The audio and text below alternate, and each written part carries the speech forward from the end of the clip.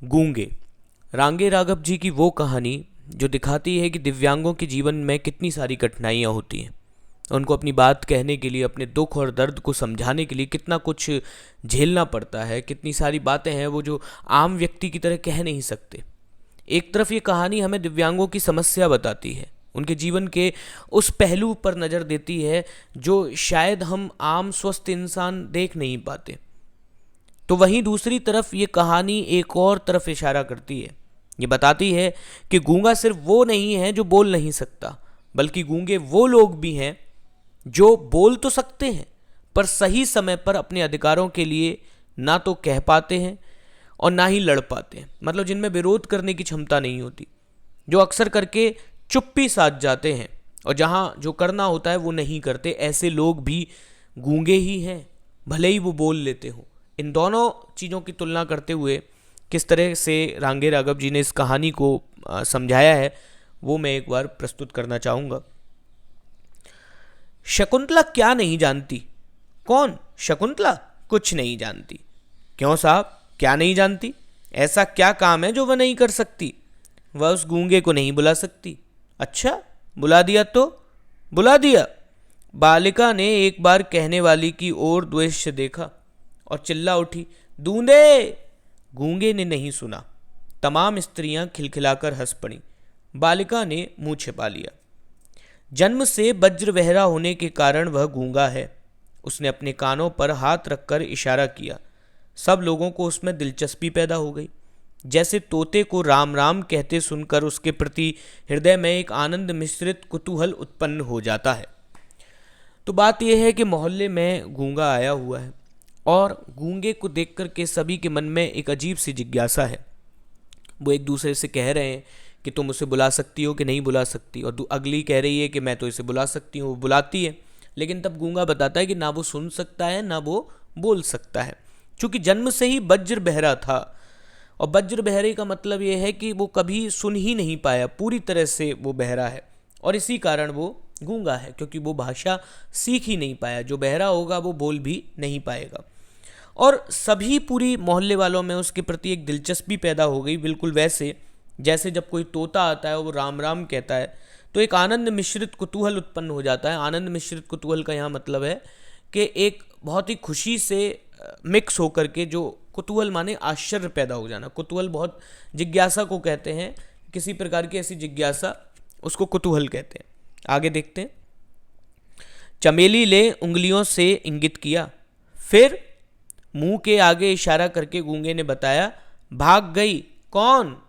फिर समझ में आया, जब छोटा ही था तब माँ जो घूंघट काटती थी छोड़ गई, क्योंकि बाप अर्थात बड़ी बड़ी मूछें मर गया था। और फिर उसे पाला है किसने, यह तो समझ में नहीं आया, पर वे लोग मारते बहुत हैं। और फिर गूंगे ने अपनी बात, अपनी कहानी को इशारों से बताया। उसने बताया कि उसकी माँ जो घूंघट काटती थी, पिता जो बड़ी बड़ी मूछें वाला था, वो कहीं ना कहीं अब उसकी दुनिया में नहीं है। और जिन्होंने उसे पाला, कम से कम उनके बारे में तो नहीं बता पाया, पर हाँ वो लोग मारते बहुत हैं। करुणा ने सबको घेर लिया और गूंगे की ये कहानी सुनकर सबके मन में एक दया का भाव उत्पन्न हो गया। वह बोलने की कितनी जबरदस्त कोशिश करता है, लेकिन नतीजा कुछ नहीं, केवल कर्कश काय काय का ढेर। ऐसी आवाज़ जो कानों को चुभती हो उसे कर्कश आवाज़ कहते हैं। तो वो कहने की तो बहुत कुछ कहना चाहता है, पर कुछ भी नहीं, केवल कर्कश काय काय का ढेर। अस्फुट ध्वनियों का वमन, जैसे आदिम मानव अभी भाषा बनाने में जी जान से लड़ रहा हो। ये पंक्ति बहुत इंपॉर्टेंट है, देखिए।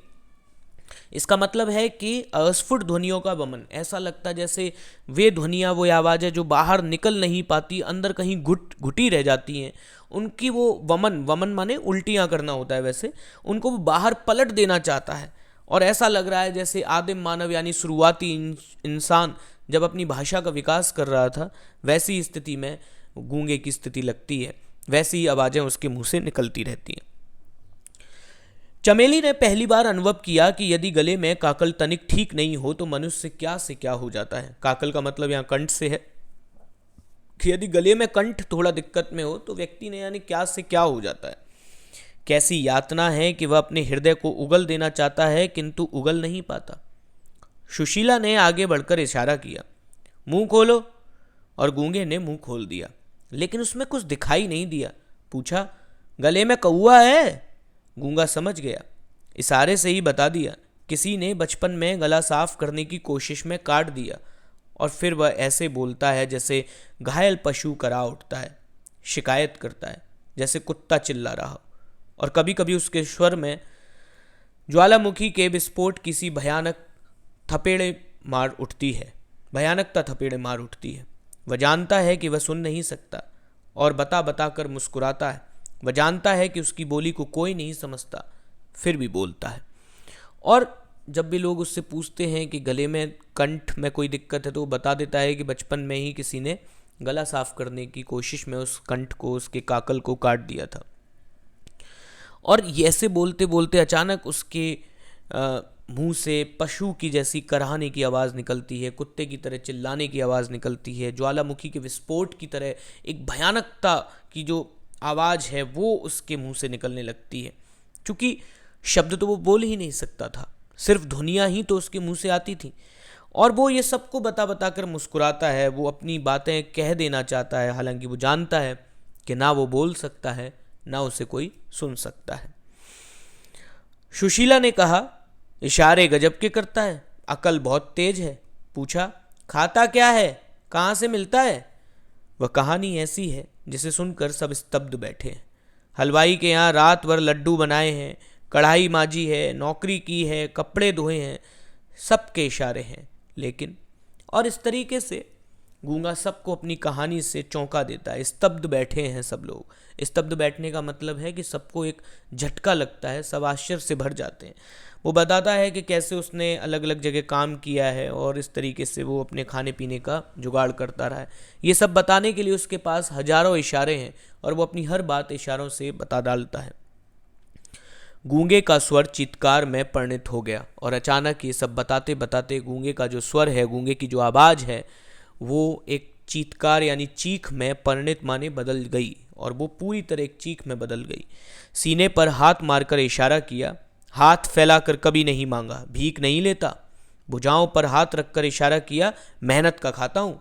और पेट बजाकर दिखाया, इसके लिए, इसके लिए। और उसने सब कुछ अपनी कहानी बता दी कि किस तरीके से वो भीख मांगने में विश्वास नहीं रखता, वो मेहनत करके खाता है। अनाथाश्रम के बच्चों को देखकर चमेली रोती थी। आज भी उसकी आंखों में पानी आ गया। यह सदा से ही कोमल है। सुशीला से बोली, इसे नौकर भी तो नहीं रखा जा सकता। पर गूंगा उस समय समझ रहा था। वह दूध ले आता है, कच्चा मंगाना हो तो थन काटने का इशारा कीजिए, औटा हुआ मंगवाना हो तो हलवाई जैसे एक बर्तन से दूध दूसरे बर्तन में उठाकर डालता है वैसी बात कहिए। साग मंगवाना हो तो गोल गोल कीजिए या लंबी उंगली दिखाकर समझाइए। और भी मतलब उसके वो धीरे धीरे उन सब लोगों का काम करने लगता है और हर चीज़ के लिए उस पर कुछ ना कुछ इशारे हैं।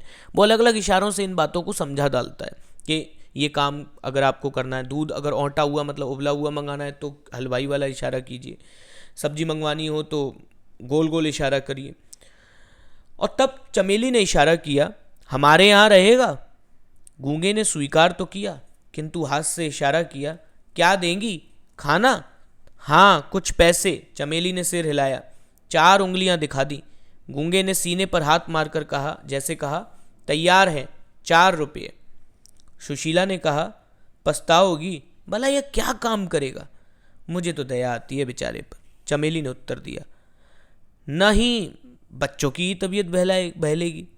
तो इस तरीके से वो चमेली के साथ उसके घर चला गया और उसने 4 रुपये देने का उससे वादा किया।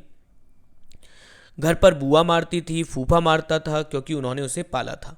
वे चाहते थे कि बाजार में पल्लेदारी यानी मजदूरी करे, 12-14 आने कमा कर लाए और उन्हें दे दे।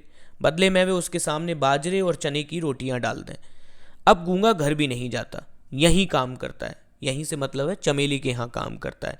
बच्चे चिढ़ाते हैं, कभी नाराज़ नहीं होता। चमेली के बच्चे कभी कभी उसके गूंगेपन पर उसका मजाक उड़ाते हैं पर वो कभी नाराज़ नहीं होता। चमेली के पति सीधे साधे आदमी हैं, पल जाएगा बेचारा, किंतु वे जानते हैं कि मनुष्य की करुणा की भावना उसके भीतर गूंगेपन की प्रतिच्छाया है। वह बहुत कुछ करना चाहता है किंतु कर नहीं पाता। इस तरह दिन बीत रहे हैं और धीरे धीरे चमेली के घर जब वो रहने लगता है तो उस सारी बात को रांगे राघव जी ने इस पैराग्राफ में, इस अनुच्छेद में बताया है। और एक पंक्ति बड़ी अच्छी आती है कि पल जाएगा बेचारा, किंतु वे जानते हैं कि मनुष्य की करुणा की भावना उसके भीतर गूंगेपन की प्रतिच्छाया है। वह बहुत कुछ करना चाहता है किंतु कर नहीं पाता। ये पंक्ति हमें बताती है कि किस प्रकार मनुष्य के मन में जो करुणा की भावना है, मनुष्य के मन में जो दूसरों के प्रति दया का भाव है, वो वास्तव में उसके अपने गूंगेपन की छाया है। अब आप पूछेंगे कि अपने गूंगेपन की छाया से क्या मतलब है? अपने गूंगेपन की छाया से मतलब है कि मनुष्य बहुत कुछ अपने जीवन में करना चाहता है, वो दूसरों की सहायता करना चाहता है, अपने लिए बहुत कुछ करना चाहता है, लेकिन हर काम हर मनुष्य कर नहीं पाता। और ये एक तरह का गूंगापन है, और इस गूंगेपन की ही प्रतिच्छाया बनकर के, यानी कि जो रिफ्लेक्शन है, जो उसकी छाया है, वो दूसरों के प्रति करुणा बनकर के निकलती है। चूंकि हम खुद सब कुछ नहीं बदल पाते, इसलिए हम दूसरों के प्रति दया का भाव रखने लगते हैं, दूसरों के प्रति करुणा का भाव रखने लगते हैं। खैर, इसी तरह दिन बीत रहे थे। चमेली ने एक दिन पुकारा, गूंगे। कोई उत्तर नहीं आया। उठकर ढूंढा, कुछ पता नहीं लगा। बसंता ने कहा, मुझे तो कुछ नहीं मालूम। भाग गया होगा, पति का उदासीन स्वर सुनाई दिया। सचमुच वह भाग गया था। कुछ भी समझ में नहीं आया। चुपचाप जाकर पकाने लगी। क्यों भाग गया? नाली का कीड़ा। एक छत उठाकर सिर पर रख दी, फिर भी मन नहीं भरा। दुनिया हंसती है, हमारे घर को अब अजायब घर का नाम मिल गया है। किस लिए? और एक दिन जब वो भाग गया तो बसंता, जो कि चमेली का बच्चा है, उसने कहा कि मुझे तो कुछ नहीं पता, उसका बेटा है वो। पति ने भी कहा कि चला गया होगा। पर इधर चमेली के मन में एक बहुत ज़्यादा क्रोध है। वो कह रही है कि आखिर मैंने तो उसे एक छत दी थी और वो यहाँ से भाग गया। दुनिया हंस रही है, हमारे बच्चों को, घर को अब लोग अजायब घर यानी चिड़ियाघर कहते हैं, क्योंकि उसमें गूंगा रहता है। गूंगा अब तरह तरह की आवाज़ें निकालता है। और ये उसने किस लिए किया? इसलिए कि वो एक दिन भाग जाए। यही गुस्सा उसका चल रहा है। तब फिर आगे देखते हैं। जब बच्चे और वह भी खाकर उठ गए तो चमेली बची रोटियां कटोरदान में रखकर उठाने लगी। एकाएक द्वार पर कोई छाया हिल उठी। वह गूंगा था। हाथ से इशारा किया, भूखा हूं। काम तो करता नहीं, भिखारी। फेंक दी उसकी ओर रोटियां। रोष से पीठ मोड़कर खड़ी हो गई, किंतु गूंगा खड़ा रहा। और फिर शाम को अचानक से गूंगा आ गया। लेकिन जब उसने इशारा किया कि मुझे भूख लगी है, तो चमेली ने रोटियां फेंक तो दी उसके सामने, पर रोष यानी कि गुस्से से पीठ मोड़ करके खड़ी हो गई। गूंगा भी खड़ा रहा। उसने रोटियां छुई तक नहीं। देर तक दोनों चुप रहे। फिर न जाने क्यों गूंगे ने रोटियां उठा ली और खाने लगा। चमेली ने गिलासों में दूध भर दिया। देखा गूंगा खा चुका है। उठी और हाथ में चिमटा लेकर उसके पास खड़ी हो गई। कहाँ गया था? चमेली ने कठोर स्वर से पूछा। कोई उत्तर नहीं मिला। अपराधी की भांति सिर झुक गया। सर से एक चिमटा उसकी पीठ पर जड़ दिया, किंतु गूंगा रोया नहीं। वह अपने अपराध को जानता था। चमेली की आंखों से जमीन पर आंसू टपक गया। तब गूंगा भी रो दिया। और चमेली गुस्से में तो है ही, और उसने उससे पूछा कि तू कहाँ गया था? पर गूंगे ने कोई जवाब नहीं दिया। गूंगा जानता था कि वो अपराधी है। वो सुबह से गायब था। चमेली उसके लिए परेशान थी। चमेली ने गुस्से में आकर के उसको चिमटा जड़ दिया, फिर भी वो नहीं रोया। और बाद में ये देख करके चमेली की ही आंखों से आंसू टपक गए, क्योंकि वो जानती है कि ये एक बहुत ही लाचार व्यक्ति है, जो बोल नहीं सकता, अपने दुख को व्यक्त नहीं कर सकता। तो वो गुस्सा तो निकाल लेती है, लेकिन फिर वो ही दुखी हो जाती है। और ये देख करके तब गूंगा भी रो देता है। और फिर यह भी होने लगा कि गूंगा जब चाहे भाग जाता, फिर लौट आता। लेकिन अब ये आए दिन की सी बात हो गई। गूंगे के मन में जब आता तब वो चला जाता और लौट आता। उसे जगह जगह नौकरी करके भाग जाने की आदत पड़ गई थी। और जब चमेली सोचती थी कि उसने उस दिन भीख ली थी, यह ममता की ठोकर को निसंकोच स्वीकार कर लिया था। असल में गूंगा हमेशा से ऐसे ही तो करता रहा था। अलग अलग जगह नौकरियां करता था और अलग अलग जगह चला जाता था। और चमेली यही सोचती रही कि उस दिन जिस दिन गूंगे ने स्वीकार किया था कि वो उसके यहाँ आ जाएगा, उस दिन वास्तव में उसने कोई भीख ली थी या फिर उसकी ममता की ठोकर को निसंकोच स्वीकार कर लिया था। बसंता ने कसकर गूंगे को चपत जड़ दी। और एक दिन क्या हुआ कि बसंता, जो कि चमेली का बेटा है, उसने गूंगे को थप्पड़ मार दिया। गूंगे का हाथ उठा और न जाने क्यों अपने आप रुक गया। उसकी आंखों में पानी भर आया और वह रोने लगा। उसका रुदन इतना कर्कश था कि चमेली को चूल्हा छोड़कर आना पड़ा। गूंगा उसे देखकर इशारों में कुछ समझाने लगा। देर तक चमेली उससे पूछती रही। उसकी समझ में इतना ही आया कि खेलते खेलते बसंता ने उसे मार दिया था। बसंता ने कहा, अम्मा यह मुझे मारना चाहता था। क्यों रे? चमेली ने गूंगे की ओर देखा। वह इस समय भी नहीं भूली कि गूंगा कुछ सुन नहीं सकता, लेकिन गूंगा भाव भंगिमा से समझ गया। उसने चमेली का हाथ पकड़ लिया। एक क्षण को चमेली को लगा जैसे उसी के पुत्र ने आज उसका हाथ पकड़ लिया था। एकाएक घृणा से उसने हाथ छुड़ा लिया। पुत्र के प्रति मंगल कामना ने उसे ऐसा करने को मजबूर कर दिया। और इस सारी लड़ाई में जिसमें बसंता ने गूंगे को थप्पड़ मारा, तो कहीं ना कहीं चमेली ने देखा कि वो अपने ही बच्चे का पक्ष ले रही थी, और बसंता ने भी झूठ बोल दिया कि अम्मा ये मुझे मारना चाहता था। उल्टा चमेली ने गूंगे की ओर गूंगे से प्रश्न किया, जबकि वो जानती थी कि गूंगा कुछ सुन नहीं सकता था। और गूंगे ने जब देखा कि वो बहुत गुस्से में है चमेली, तो उसने चमेली का हाथ पकड़ लिया। और चमेली को अचानक से लगा कि जैसे उसी के ही बेटे ने उसका आज हाथ पकड़ लिया हो।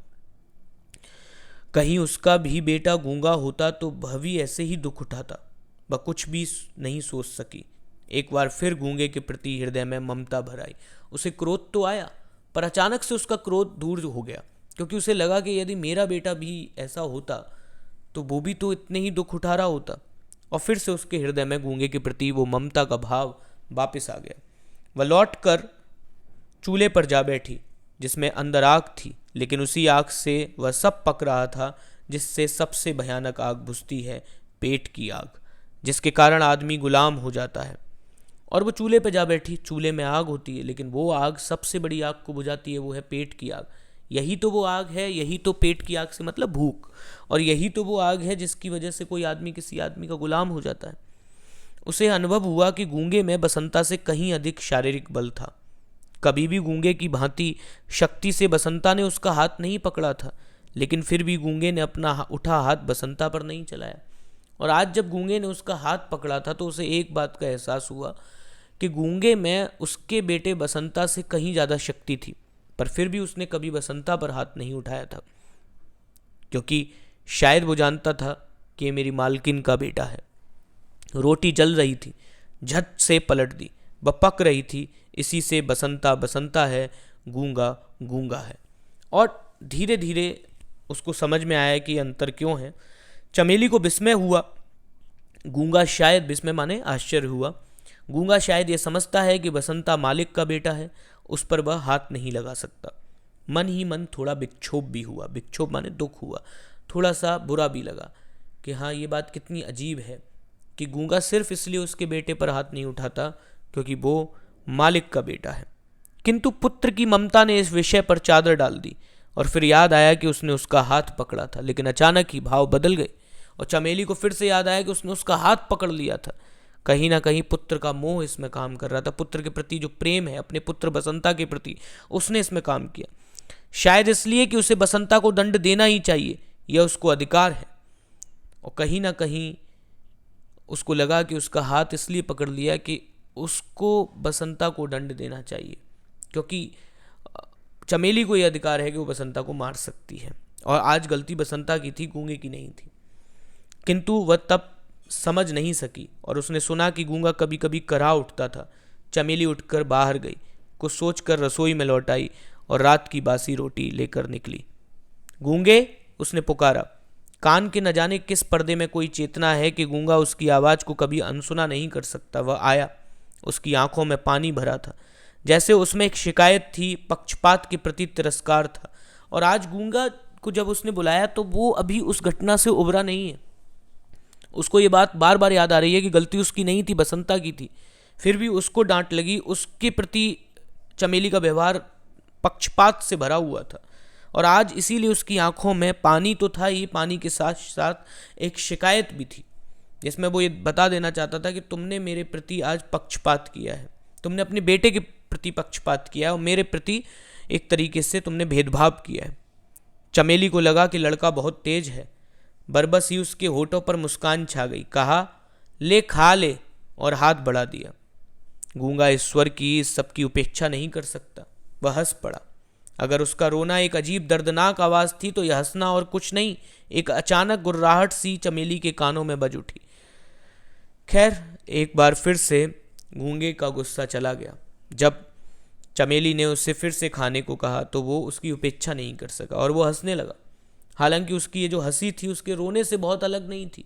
इसमें भी वही दर्द था, इसमें भी वैसी ही आवाज़ थी जैसे उसके हंसने में थी, और वैसी गुर्राहट चमेली के कानों में बजने लगी। उस अमानवीय स्वर को सुनकर वह भीतर भीतर कांप उठी। यह उसने क्या किया था? उसने एक पशु पाला था जिसके हृदय में मनुष्यों की सी वेदना थी, और अचानक चमेली को लगा कि उसने क्या कर दिया।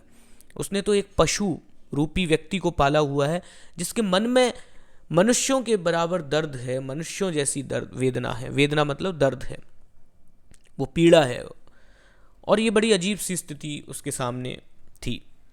आगे देखते हैं। घृणा से विक्षुब्ध होकर चमेली ने कहा, क्यों रे, तूने चोरी की है? गूंगा चुप हो गया, उसने अपना सिर झुका लिया। चमेली एक बार क्रोध से कांप उठी, देर तक उसकी ओर घूरती रही। सोचा मारने से यह ठीक नहीं हो सकता। और फिर एक दिन अचानक से कुछ चोरी हुई और उस चोरी पर गूंगे का आरोप लगा, और चमेली ने उससे सवाल किया कि क्यों रे, तूने चोरी की है? लेकिन उसने कोई जवाब नहीं दिया। जवाब तो वो क्या ही देगा, कि कैसे आखिर बताएगा कि उसने क्या किया है क्या नहीं किया है। इसलिए उसने सिर झुका लिया। और चमेली ये सोच रही है कि मारने से तो ठीक नहीं होगा, अपराध को स्वीकार करा दंड ना देना ही शायद कुछ असर करे। और फिर कौन मेरा अपना है? रहना हो तो ठीक से रहे, नहीं तो फिर जाकर सड़क पर कुत्तों की तरह जूठन पर जिंदगी बिताए, दर दर अपमानित और लांछित। और वो इतना क्रोध उसका बढ़ गया है कि उसको लग रहा है कि कौन सा मेरा अपना है? रहे तो ठीक से रहे, वरना जा करके फिर दर दर ठोकरे खाए, इधर उधर जाए। आगे बढ़कर गूंगे का हाथ पकड़ लिया और द्वार की ओर इशारा करके दिखाया, निकल जा। गूंगा जैसे समझा नहीं, बड़ी बड़ी आंखों को फाड़े देखता रहा। कुछ कहने को शायद एक बार होठ हिले भी, किंतु कोई स्वर नहीं निकला। गूंगे ने एक बार सोचा कि शायद कहूँ या कैसे भी इशारा करके कहूँ कि मैं चोर नहीं हूँ, लेकिन वो कह नहीं पाया। इस बार उसको ये बात बहुत बुरी लगी थी कि चमेली ने कहीं ना कहीं उससे कह दिया था कि घर से बाहर निकल जा। चमेली वैसे ही कठोर बनी रही। अब के मुंह से भी साथ साथ कहा, जाओ, निकल जाओ। ढंग से काम नहीं करना है तो तुम्हारा यहां कोई काम नहीं। नौकर की तरह रहना है रहो, नहीं तो बाहर जाओ। यहां तुम्हारे नखरे कोई नहीं उठा सकता, किसी को भी इतनी फुर्सत नहीं, समझे? और फिर चमेली आवेश में आकर चिल्ला उठी। आवेश मतलब और ज्यादा उसको क्रोध आ गया, और ज्यादा वो उत्तेजित हो गई। मक्कार, बदमाश, पहले कहता था भीख नहीं मांगता, और सबसे भीख मांगता है। रोज रोज भाग जाता है, पत्ते चाटने की आदत पड़ गई है। कुत्ते की दुम क्या कभी सीधी होगी? नहीं, नहीं रखना है हमें, जा तू इसी वक्त निकल जा। किंतु वह क्षोभ व क्रोध सब उसके सामने निष्फल हो गए, जैसे मंदिर की मूर्ति कोई उत्तर नहीं देती। और चमेली लगातार गुस्से में चिल्लाई जा रही है। वो कह रही है कि पहले तू कहता था भीख नहीं मांगता, तू तो आज सबके सामने भीख मांगता है, हर दिन तो भाग जाता है। और वो उसको बहुत भला बुरा कह करके बाहर निकालने की कोशिश कर रही है, लेकिन वो तो मानो ऐसे खड़ा हो गया है जैसे मंदिर की कोई मूर्ति जो उत्तर ही नहीं देती। केवल इतना समझ सका कि मालकिन नाराज है और निकल जाने को कह रही है। इसी पर उसे अचरज और अविश्वास हो रहा है, और वो लगातार बहुत आश्चर्य से देख रहा है उसकी तरफ। उसे समझ में तो आ नहीं रहा कि वो क्या कह रही है, क्योंकि वो तो गूंगा भी है, बहरा भी है। पर हाँ, वो उसे ये समझ में आ रहा है कि मालकिन बहुत नाराज है और कह रही है कि निकल जा, घर से निकल जा। और इस बात से उसे बहुत अविश्वास, यानी उसे विश्वास नहीं हो रहा, बहुत अचरज यानी आश्चर्य है उसको कि ऐसा कैसे कह सकती है। चमेली अपने आप लज्जित हो गई। कैसी मूर्खा है वह, बहरे से न जाने क्या क्या कह रही थी। वही क्या कुछ सुनता है? हाथ पकड़कर जोर से एक झटका दिया और उसे दरवाजे के बाहर धकेल दिया। गूंगा धीरे धीरे चला गया। चमेली देखती रही। करीब घंटे भर बाद शकुंतला और बसंता दोनों चिल्ला उठे, अम्मा, अम्मा। क्या है? चमेली ने ऊपर से ही पूछा। गूंगा, बसंता ने कहा, किंतु कहने के पहले ही नीचे उतरकर देखा, गूंगा खून से भीग रहा था। उसका सिर फट गया था। वह सड़क के लड़कों से पिट कर आया था, क्योंकि गूंगा होने के नाते वह उनसे दबना नहीं चाहता था। दरवाजे की दहलीज पर सिर रखकर वह कुत्ते की तरह चिल्ला रहा था। और चमेली चुपचाप देखती रही कि इस मूक अवसाद में युगों का हाहाकार भरकर गूंज रहा है। मूक अवसाद में युगों का हाहाकार भरकर गूंज रहा है। इस पंक्ति से पहले मैं एक बार फिर से समझा दूं कि किस तरीके से जब गूंगा बाहर चला गया और अचानक थोड़ी देर बाद वो वापस आया तो उसका सिर फटा हुआ था। बसंता ने आवाज़ लगाकर अपनी माँ को बताया कि कैसे गूंगे की स्थिति बहुत ज़्यादा खराब है। चमेली उसे ऊपर से देख रही थी। वो नीचे चिल्ला रहा था, कुत्ते की तरह दर्द की वजह से चीख रहा था। और मूक अवसाद, अवसाद माने वैसे सामान्य तौर पर हम डिप्रेशन से समझते हैं, ऐसा दुख, ऐसी परेशानी जो जाती नहीं। और मूक अवसाद से मतलब है एक गूंगे का दुख, एक गूंगे की पीड़ा। यहाँ पर ऐसा लग रहा था कि युगों का हाहाकार भरकर इसमें गूंज रहा है, यानी कि एक लंबे समय की पीड़ा, हाहाकार यानी कि एक बहुत तेज चीख के तौर पर गूंज रही हो। गूंगे की आवाज़ सिर्फ उसके दर्द की आवाज़ नहीं थी, बल्कि हर दिव्यांग के दर्द की आवाज़ थी जो कि चमेली को सुनाई दे रही थी। और तब वो सोचती है, और ये गूंगे अनेक अनेक हो संसार में भिन्न भिन्न रूपों में छा गए हैं, जो कहना चाहते हैं पर कह नहीं पाते, जिनके हृदय की प्रतिहिंसा न्याय और अन्याय को परख कर भी अत्याचार को चुनौती नहीं दे सकती, क्योंकि बोलने के लिए स्वर होकर भी स्वर में अर्थ नहीं, क्योंकि वे असमर्थ हैं। और चमेली सोचती है, आज दिन ऐसा कौन है जो गूंगा नहीं है, किसका हृदय समाज, राष्ट्र, धर्म और व्यक्ति के प्रति विद्वेष से, घृणा से नहीं छटपटाता, किंतु फिर भी कृत्रिम सुख की छलना अपने जालों में उसे नहीं फांस देती, क्योंकि वह स्नेह चाहता है, समानता चाहता है। अंतिम 2 पैराग्राफ बहुत इंपॉर्टेंट हैं, क्योंकि यहाँ कहानी एकदम दूसरे ही एंगल पर चली गई है। और यहाँ चमेली सोच रही है कि ये जो गूंगे हैं, मैं अनेक अनेक होकर के संसार में अलग अलग रूपों में छा गए। यानी सिर्फ गूंगा होना आवाज़ का चला जाना नहीं है, बल्कि आवाज़ होकर के भी बहुत से लोग गूंगे हैं। और वो कहती है कि न जाने कितने लोग हैं जो कहना चाहते हैं पर कह नहीं पाते। उनके हृदय में न्याय और अन्याय के को परख करके जो अत्याचार है हो रहा है सारे संसार में, वो हृदय उनको जानता तो है, उनका हृदय, पर वो उसे चुनौती नहीं दे पाते, यानी कि गलत को गलत नहीं कह पाते। जो गलत उनकी आंखों के सामने हो रहा है उसके प्रति भी वो बोल नहीं पाते, क्योंकि बोलने के लिए जो स्वर है, जो आवाज़ है, उस स्वर में भी कोई जान नहीं है, वो साहस नहीं है। और वो साहस क्यों नहीं है वो भी वो अगले पैराग्राफ में बताती है, क्योंकि हर व्यक्ति कृत्रिम सुख यानी बनावटी सुख चाहता है अपने आसपास। और इसलिए वो ये जानता है कि आज समाज, राष्ट्र, धर्म, व्यक्ति जो है उसमें इतना ज़्यादा नफरत है, इतनी घृणा है, उससे उसका दिल झटपटा तो रहा है, पर वो कहीं ना कहीं उसके प्रति आवाज़ नहीं उठा सकता, क्योंकि अगर वो आवाज़ उठाएगा तो उसके जो सुख हैं वो उससे छिन जाएंगे। और लगातार वो इस जाल में फंसता चला जाता है। वो समानता चाहता है, वो प्रेम चाहता है, लेकिन वो गूंगा बना रहता है। और इस तरीके से समाज में गूंगे सिर्फ गूंगे जैसे लोग नहीं हैं, गूंगा जैसे लोग नहीं हैं जो इस कहानी में है, बल्कि समाज में गूंगे हर जगह फैले हुए हैं। अगर हम किसी भी गलत के प्रति अपनी आवाज़ नहीं उठा पा रहे, गलत को गलत नहीं कह पा रहे, तो हम भी गूंगे हैं, गूंगे की तरह। तो ये कहानी 2 पक्षों को दिखाती है। एक तरफ ये गूंगे की असमर्थता, गूंगे की परेशानी को दिखाती है, तो दूसरी तरफ ये हमें बताती है कि कैसे हमारा समाज भी लगातार गूंगा होता जा रहा है, कैसे हम सब कहीं ना कहीं बोलने वाले गूंगे हो चुके हैं, क्योंकि हम अपने सुखों को छोड़ना नहीं चाहते।